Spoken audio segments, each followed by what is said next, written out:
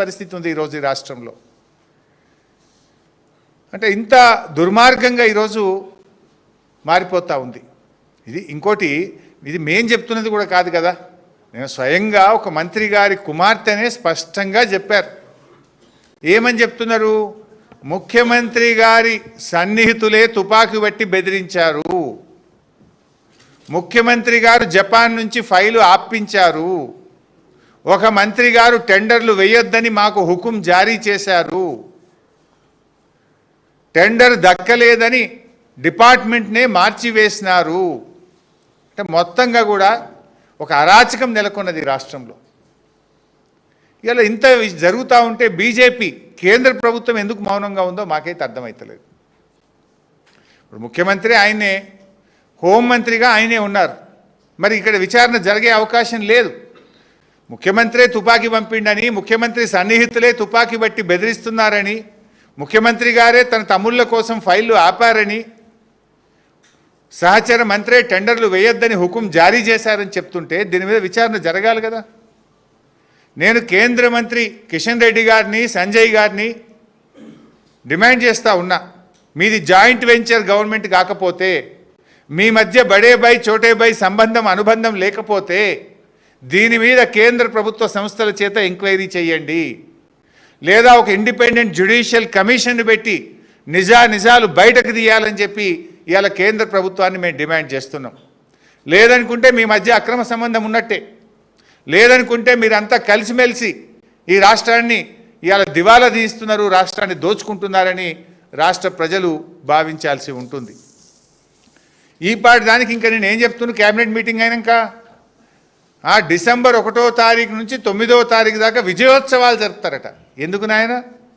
తుపాకులు పెట్టి వసూలు బాగా చేసినామనా? కాంట్రాక్టుల కోసం గల్లాలు పట్టుకొని క్యాబినెట్లో కొట్లాడుకుంటున్నామనా? మంత్రుల మధ్య తగాదాలు పెరిగిపోయి రోజు వీధినబడి రాష్ట్ర ప్రజల పరువు తీసినందుక? దేనికోసం విజయోత్సవాలు జరుపుతారు?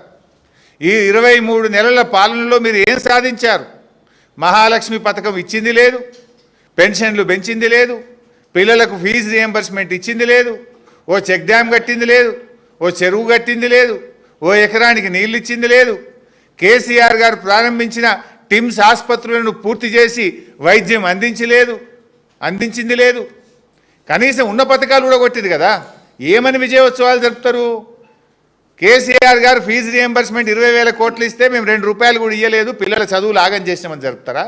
కేసీఆర్ కిట్ బంద్ చేసినామని జరుపుతారా? బతుకమ్మ చీరలు బంద్ చేసినామని జరుపుతారా? న్యూట్రిషన్ కిట్ బంద్ చేసినామని జరుపుతారా? దళిత బంధు పథకం ఆపివేసినామని జరుపుతారా? గొర్రెల పంపిణీ పథకం నిలిపివేసినామని జరుపుతారా? హైదరాబాద్లో ఒక ఇల్లు కట్టలేదు కానీ హైడ్రా పేరిట వేలాది ఇండ్లు నేలమట్టం చేసినాం, పేదల బతుకులు కూల్చినామని చెప్పి విజయోత్సవాలు జరుపుతారా? దేనికోసం విజయోత్సవాలు జరుపుతారు? కట్టిన ఇల్లు పెట్టిన పొయ్యిలాగా ఈ రాష్ట్రాన్ని మీకు ఇచ్చాం. అద్భుతమైన రాష్ట్రం, పెట్టుబడులకు స్వర్గధామంగా ఇలా అద్భుతమైన రాష్ట్రాన్ని మీ చేతుల్లో పెడితే ఇలా ఆగం చేసింది కదా రాష్ట్రాన్ని. మీరు విద్యార్థులను, రైతులను, మహిళలను, నిరుద్యోగులను, అవ్వాతాతల్ని అందరినీ మోసం చేసిండ్రు.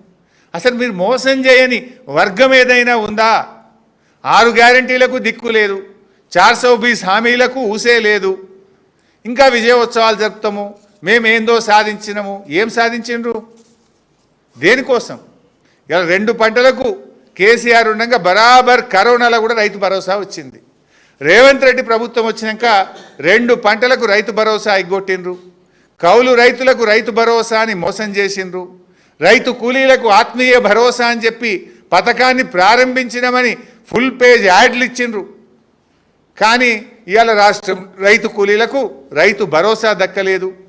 4 మందికి రుణమాఫీ చేసి 12 మందికి రుణమాఫీ ఎగ్గొట్టినందుకు ఉత్సవాలు జరుపుతారా? అన్ని పంటలకు బోనస్ అని సన్నవడ్లకు మాత్రమే పరిమితం చేసినందుకు జరుపుతారా? ఆ సన్నవడ్లకు కూడా 1300 కోట్ల రూపాయల బోనస్ ఎగబెట్టినందుకు ఇవాళ ఉత్సవాలు జరపాలనా? కనీసం రైతులకు సకాలంలో యూరియా కూడా అందించకుండా పండగ పూట రైతుల కళ్ళల్లో కన్నీళ్లు పెట్టినందుకు ఉత్సవాలు జరుపుతారా? లగచర్ల రాజోలి రైతులకు బేడీలు వేసి జైల్లో పెట్టినందుకు ఉత్సవాలు జరుపుతారా? మొదటి ఏడాదిలోనే 2 లక్షల ప్రభుత్వ ఉద్యోగాలు ఇస్తామని చెప్పి నిరుద్యోగ యువకులను మోసం చేసినందుకు ఉత్సవాలు జరుపుతారా? జాబ్ క్యాలెండర్ అని చెప్పి అసెంబ్లీలో పెట్టి జాబ్